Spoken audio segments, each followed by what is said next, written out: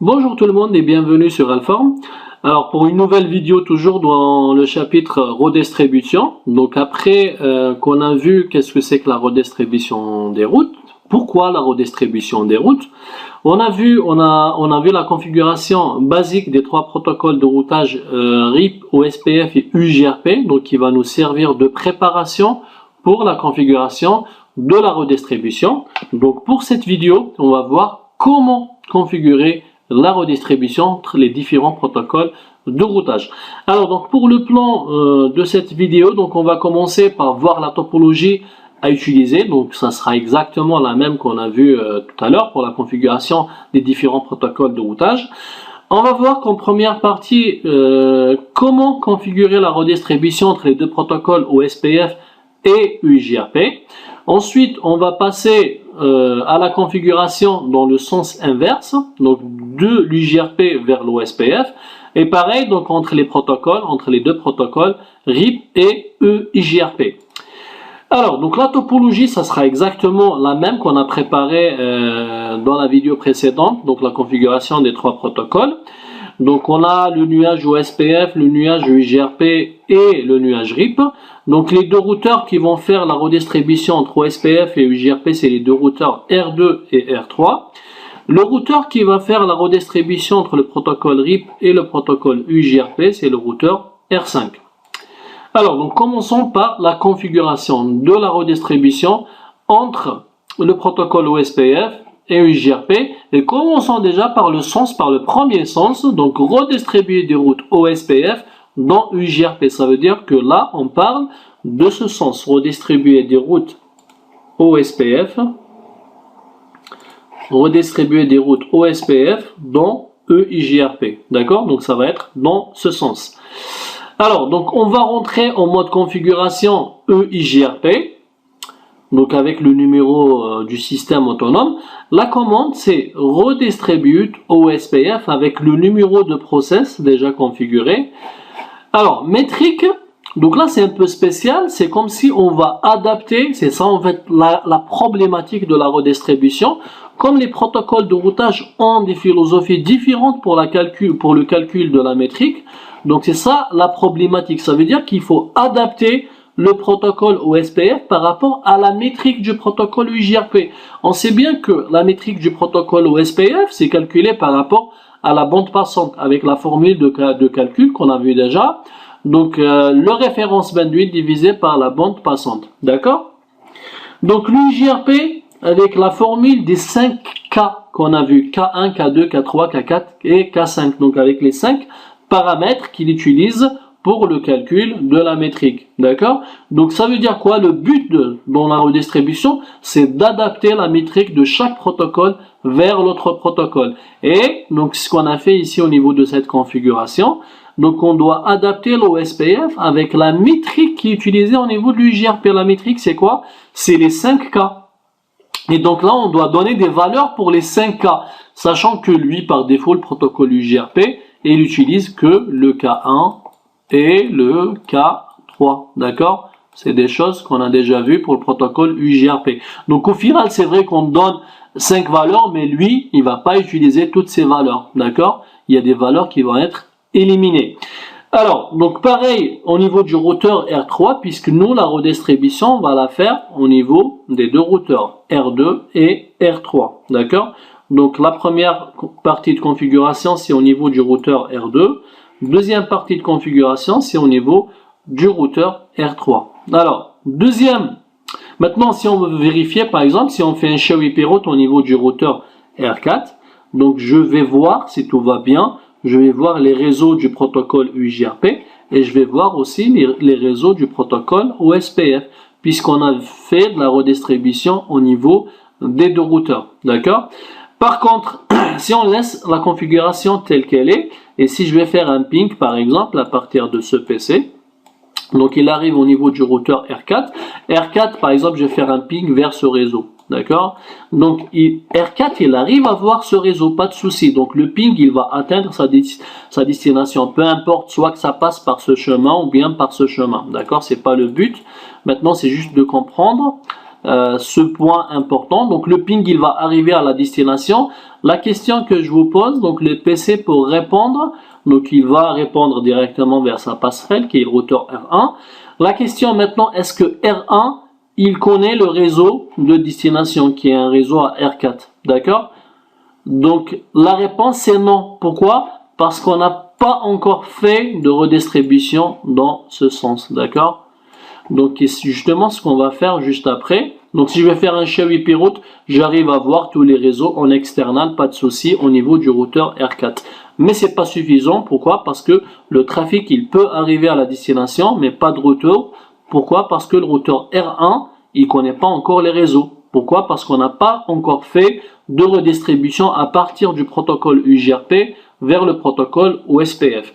Et ce qu'on va faire, donc au niveau de R2 et R3 toujours, les deux routeurs, on va maintenant faire une redistribution dans le sens inverse. Donc routeur OSPF 1, redistribute la commande qui va changer, c'est normal. Pourquoi? Parce que le protocole UJRP utilise une métrique différente par rapport au protocole OSPF. Maintenant, ce qu'on va faire, c'est qu'on va adapter le protocole UJRP par rapport au protocole OSPF, d'accord? Donc, redistribute UJRP 1, subnet, c'est pour qu'il envoie les sous-réseaux métriques. Donc, on va donner une valeur de métrique, d'accord? Ici, par exemple, on a choisi la valeur 50 pour la métrique. Et métrique 2, d'accord, type 2. Alors, un peu, donc ça c'est un petit peu la particularité du protocole OSPF. Donc, on a les E1 et on a les E2. Et par défaut, justement, c'est les E2. C'est-à-dire que même si on ne tape pas cette commande, il va les envoyer en E2.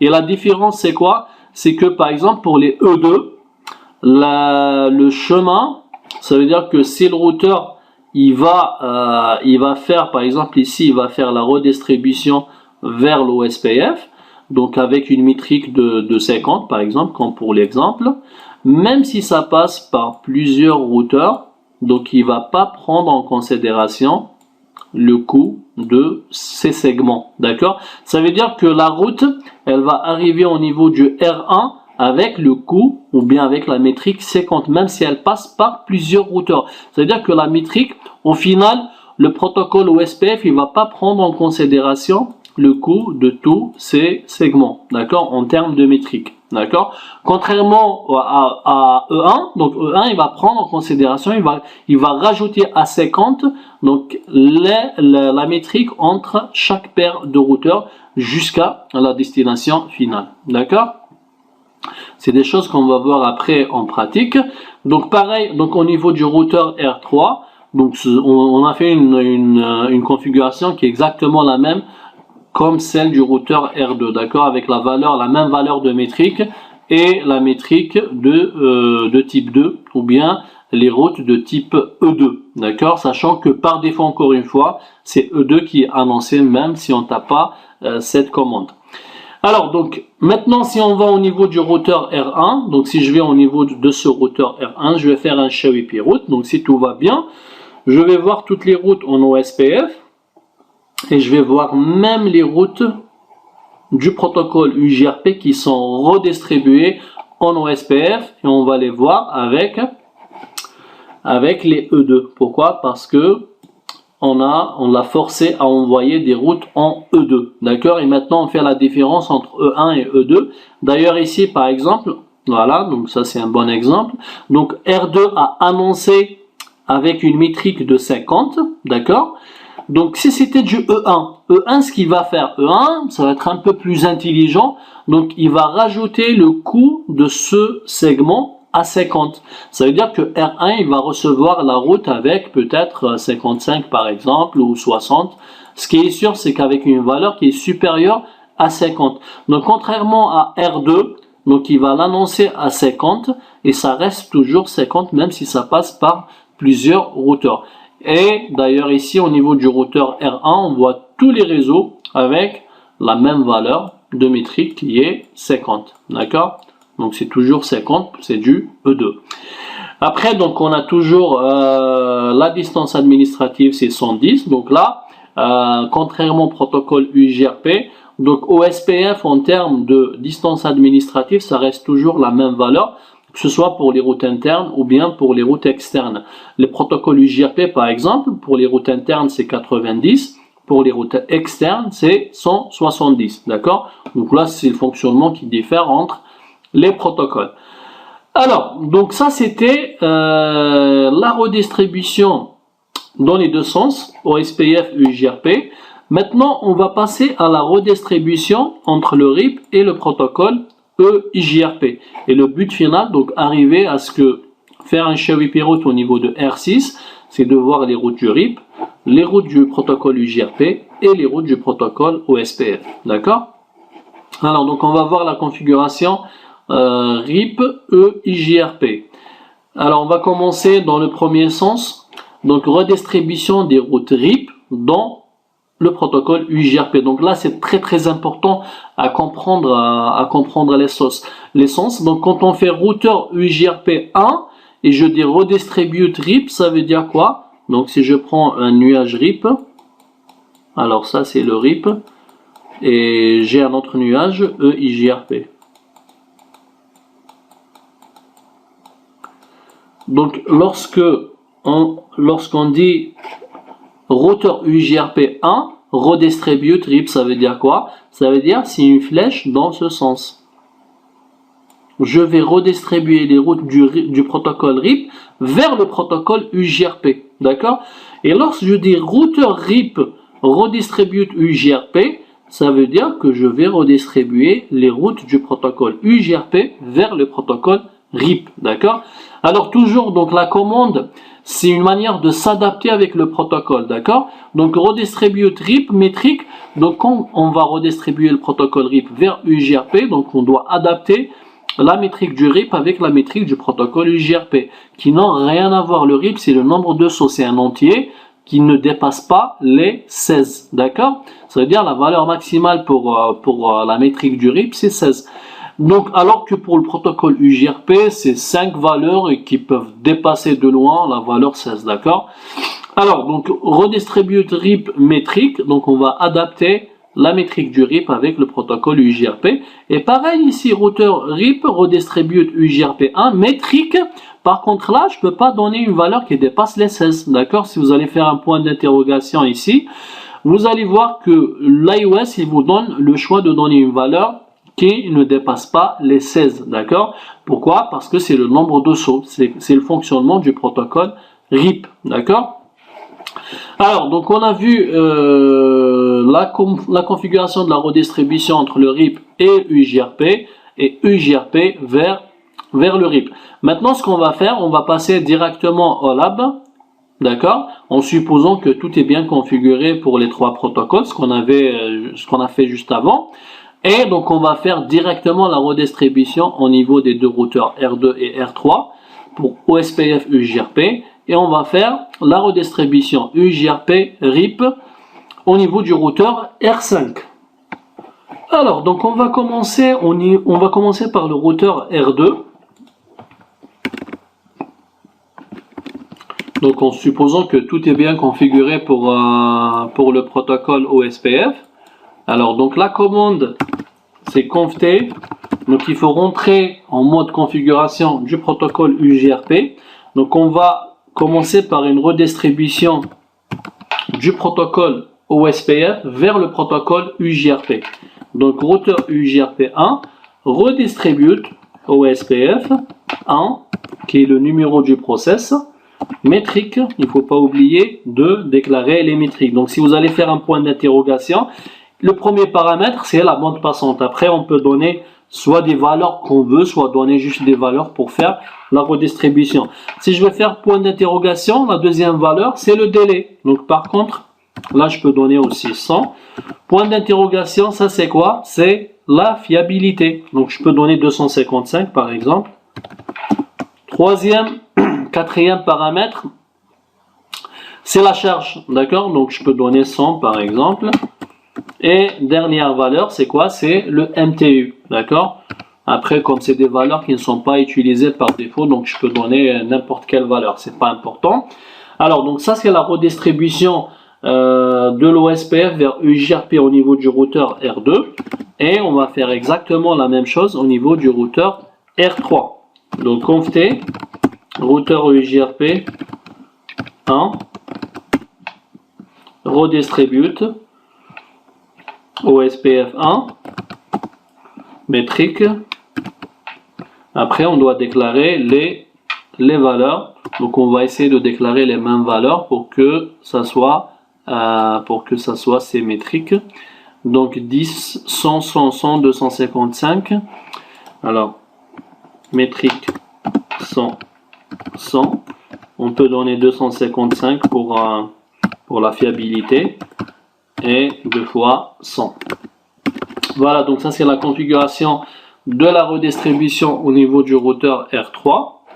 Maintenant, ce qu'on va faire, on va vérifier, par exemple, on peut aller au niveau du routeur R4 pour vérifier est-ce que on arrive show IP route, est-ce qu'on arrive à avoir des routes en external avec le protocole UJRP. Oui.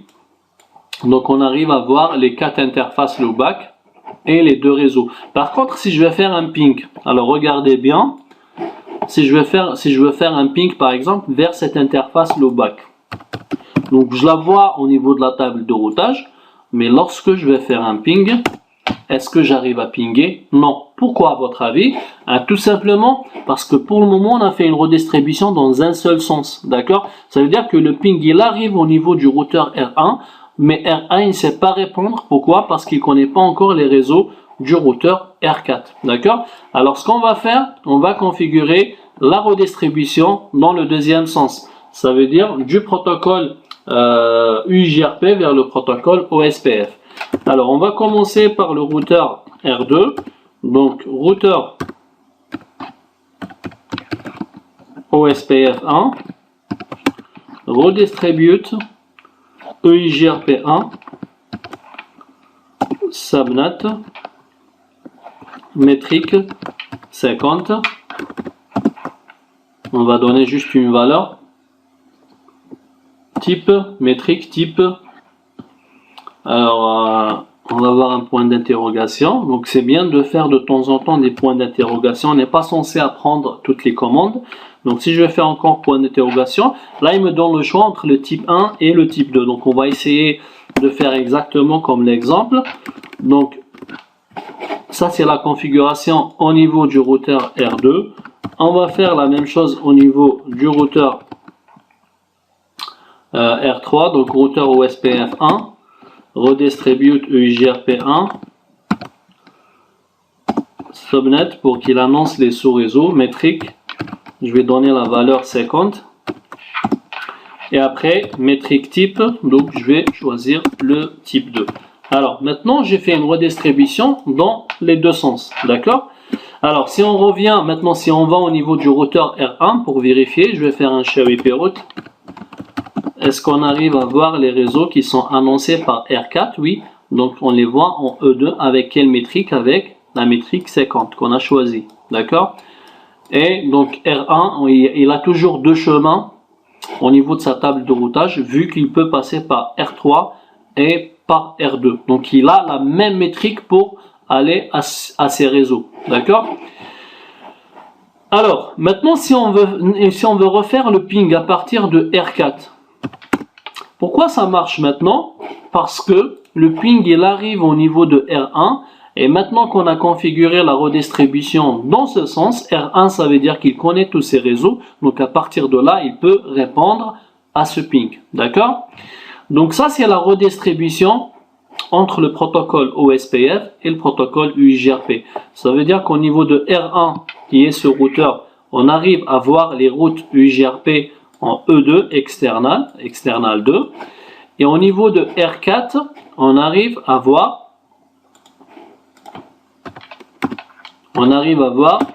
les routes en external avec la distance. Par contre là pour le protocole UJRP c'est carrément la distance administrative qui change, hein.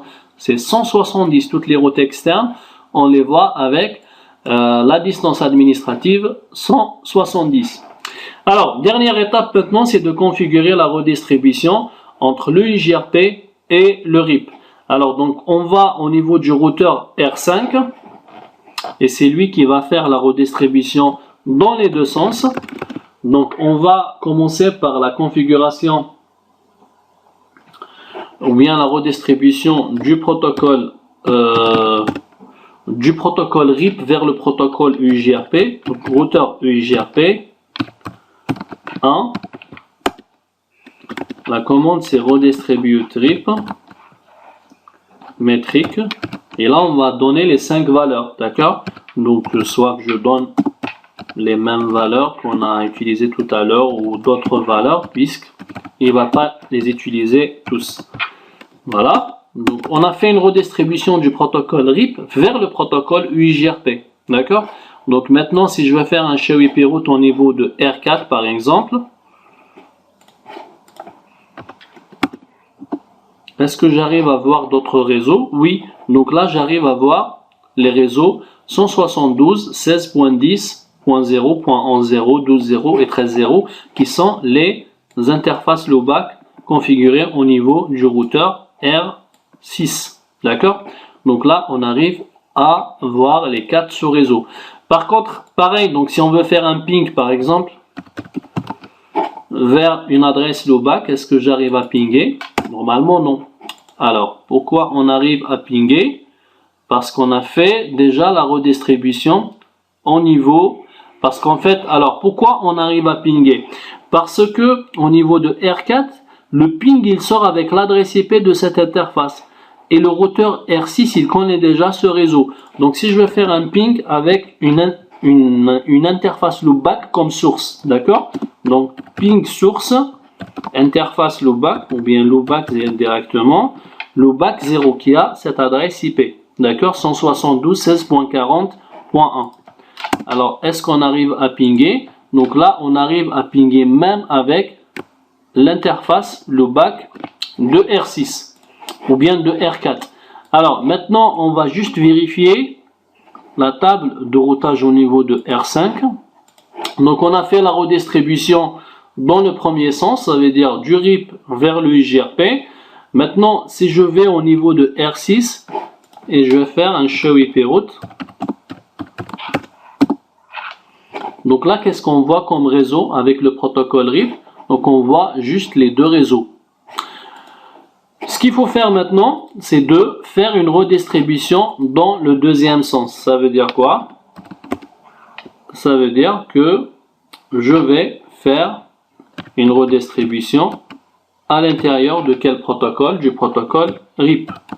Routeur RIP redistribute UIGRP1 métrique. Après on peut choisir une valeur par exemple 6. Donc là on va faire une redistribution de quoi? Du protocole UIGRP dans le protocole RIP. Donc si je reviens au niveau du routeur 6 pour vérifier la table de routage, donc là on voit bien qu'il y a plus de lignes, d'accord? Donc là je vois des lignes de tous les réseaux, donc 172, 16.30, 16.40 qui sont derrière le routeur R4. Donc là on arrive à voir tous les réseaux avec le protocole RIP, d'accord? Donc pareil ici, si je vais faire un show IP route, donc à partir de là, si je vais faire un ping par exemple vers les routes qui sont, donc là on est au niveau du routeur R4. Si on va au niveau de ce routeur R4 et je vais refaire le ping vers le réseau point 10 qui est l'adresse IP de cette interface loopback. Donc là on arrive à pinguer. Pourquoi? Parce que le routeur R4 maintenant il connaît les sous-réseaux qui sont derrière le routeur R6, d'accord? Donc même avec la commande show IP route, voilà, donc on les voit ici les 4 sous-réseaux. Voilà, donc comme ça on a configuré la redistribution entre les deux protocoles RIP UIGRP et comme on l'a fait avant entre le protocole OSPF et UIGRP. Alors une chose, donc ça reste une configuration basique, d'accord? Et si on laisse les choses comme ça par défaut, on risque d'avoir des problèmes. C'est pour ça qu'il y a une grande partie tuning ou bien optimisation pour la redistribution. Donc ce qui fera l'objet des prochaines vidéos. Donc ça c'est vraiment la partie la plus intéressante pour la redistribution. Donc le plus important, le gros dans la redistribution, c'est les outils qu'on utilise pour l'optimisation. Et donc voilà, on arrive à la fin de cette vidéo intéressante. Donc là, on découvre vraiment la configuration de la redistribution. Donc l'exemple qu'on a pris, donc cette redistribution entre le protocole OSPF et UJRP dans les deux sens. Donc une chose très importante sur laquelle on doit insister, c'est que la redistribution doit se faire dans les deux sens, d'accord? Si on l'a fait dans un seul sens, on arrive quand même à voir les routes au niveau de la table de routage, mais c'est pas suffisant. Donc on a testé les pings si on configure pas de redistribution dans le sens inverse. Donc le ping ça marche pas. Pourquoi? Parce que le routeur 1, donc le paquet il arrive à la destination mais il revient pas. Et donc il faut configurer de la redistribution dans le deuxième sens. À partir de là, au niveau du routeur R1, on peut voir les autres réseaux et donc le ping ça va marcher dans les deux sens. C'est valable même pour la redistribution entre le UJRP et le RIP. Voilà, donc j'espère que ça a été clair pour vous cette première partie configuration de redistribution basique. Pourquoi on dit basique? Parce que il y a des outils qu'on doit utiliser pour rendre encore la configuration plus optimale, plus intéressante pour éviter les trois problèmes qu'on a vus en début de chapitre. Donc voilà, je vous donne rendez-vous pour la prochaine vidéo.